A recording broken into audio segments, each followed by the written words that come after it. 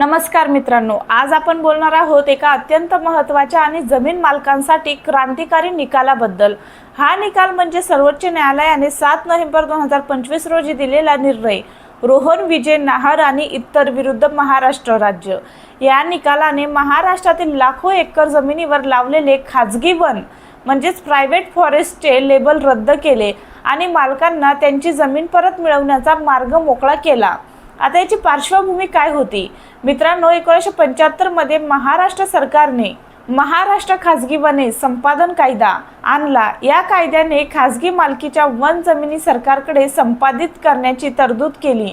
याचा उद्देश वन संवर्धन होता, पण प्रत्यक्षात अनेक ठिकाणी प्रक्रिया चुकीची झाली। 1927 च्या इंडियन फॉरेस्ट ॲक्ट अंतर्गत नोटीस जारी केली जायची कलम 35 नुसार। त्यानंतर 1975 च्या कायद्याने त्या जमिनी आपोआप सरकारच्या ताब्यात येतात असा दावा केला जायचा, पण अनेक प्रकरणात नोटीस फक्त जारी केली गेली पण ती मालकाला सेवा केली गेली नाही। तरीही सरकारने 7/12 मध्ये वन असा शेरा मारला आणि जमीन ताब्यात घेतली। मुंबई, ठाणे, पुणे, रायगड अशा भागात हजारो एकर जमिनी अशा प्रकारे प्रायव्हेट फॉरेस्ट म्हणून घोषित झाल्या। यामुळे शेतकरी, विकासक, बिल्डर यांना मोठा फटका बसला। विक्री, बांधकाम, कर्ज अशक्य झाले।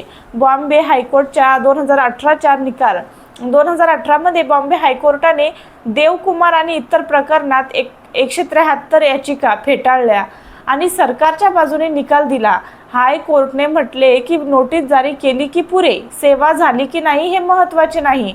यामुळे 14,000 हेक्टर सुमारे 35,000 एकर जमिनी सरकारकडे गेल्या। सर्वोच्च न्यायालयाने काय म्हटले?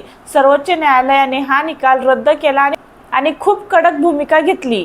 इश्यू म्हणजे इश्यू अँड सर्व, फक्त नोटीस काढली म्हणून पुरे नाही, ती मालकाला वास्तविक सेवा झाली पाहिजे। सेवा न झाल्यास वेस्टिंग होत नाही, म्हणजे जमीन सरकारकडे जात नाही। संविधानिक हक्क कलम 300 नुसार खाजगी मालमत्ता सरकार मनमानीपणे घेऊ शकत नाही। कायद्याची काटेकोर अंमलबजावणी आवश्यक आहे। ज्युडिशियल डिसिप्लिन हायकोर्टाने आधीच्या सर्वोच्च न्यायालयाच्या निर्णयांना, जसे गोदरेज अँड बॉयसी प्रकरण, डावलले। हे चुकीचे आहे। परिणाम, मालकांच्या मालकी हक्काची पुष्टी केली अशा जमिनी परत मालकांकडे राहतील जोपर्यंत कायद्याने योग्य प्रक्रिया पूर्ण होत नाही। या निकालाचे फायदे कोणांना झाले? शेतकरी, ज्यांना 7/12 वर वन असा शेरा आहे त्यांना आता सुधारणा करता येईल। जमीन मालक, विक्री, बांधकाम, वारसा हक्क मिळतील। रिअल इस्टेट आणि विकास, मुंबई, ठाणे, पुणे भागात अडकलेल्या प्रकल्पांना गती मिळेल।